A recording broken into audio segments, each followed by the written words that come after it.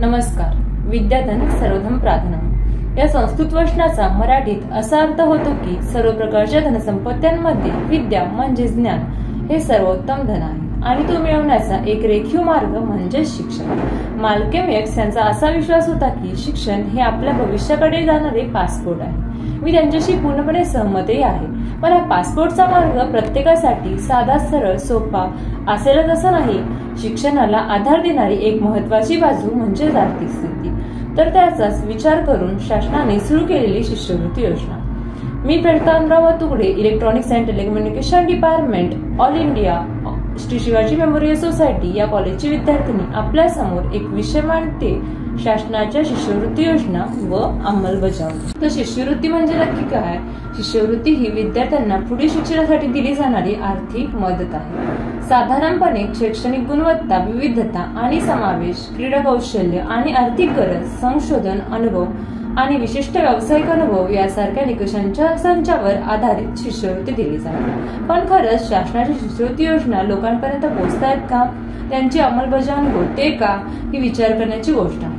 शासनाच्या शिष्यवृत्ती योजना ही केवळ आर्थिक मदत नसून ती विद्यार्थ्यांच्या स्वप्नांना पंख देणारी ताकद आहे.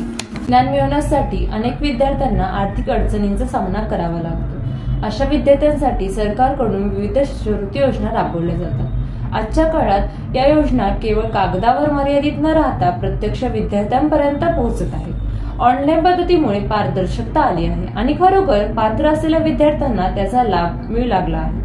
ग्रामीण भागातील गरजू आणि होतकरू विद्यार्थ्यांसाठी या योजना म्हणजे आर्थिक आधार, आत्मविश्वास आणि उज्ज्वल भविष्यासाठीचे पायाभूत साधन ठरले आहे.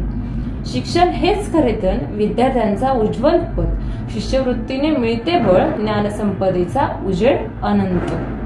योजनांच्या प्रभावी अंमलबजावणीमुळे अनेक विद्यार्थी अभियांत्रिकी, वैद्यकीय, तंत्रज्ञान, कला व क्रीडा या क्षेत्रात यश संपादन करत आहेत. आज शिष्यवृत्ती योजना केवळ आर्थिक मदत न राहता समाजातील शिक्षणाचा दर्जा उंचावणारे सामाजिक आंदोलन ठरत आहे.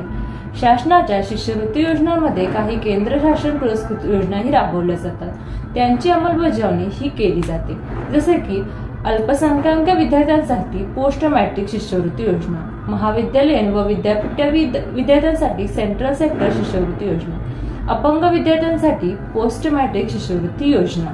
या सर्व योजना राबवताना त्या योजनांच्या काही प्रमुख अटी, आवश्यक कागदपत्रे यांच्या मर्यादा असतात, जेणेकरून मतभेद न होता योग्य गरजू व्यक्तींना त्याचा लाभ होईल.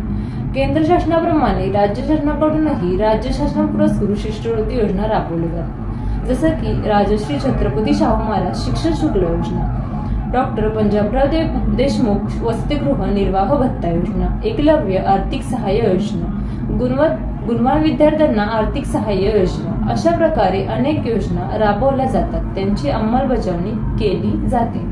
या शिष्यवृत्ती योजनांचे सार्वजनिक धोरण असे आहे की विकास उद्दिष्टे साध्य करण्यासाठी, गरिबी निर्मूलनासाठी आणि शिक्षणाच्या समान प्रवेशाला प्रोत्साहन देण्यासाठी सरकारे, आंतरराष्ट्रीय संस्थांनी शिष्यवृत्तींना वाढत्या प्रमाणात मान्यता दिली आहे. शिष्यवृत्तीद्वारे समर्थित उच्च शिक्षण हे विकासाचे इंजिन म्हणून वर्णन केले आहे.